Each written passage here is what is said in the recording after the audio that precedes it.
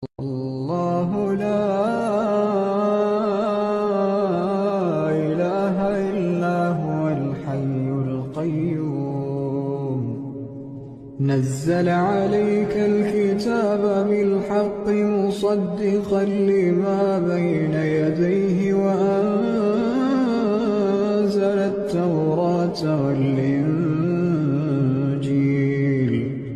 من قبل هدى للناس وأنزل الفرقان إن الذين كفروا بآيات الله لهم عذاب شديد والله عزيز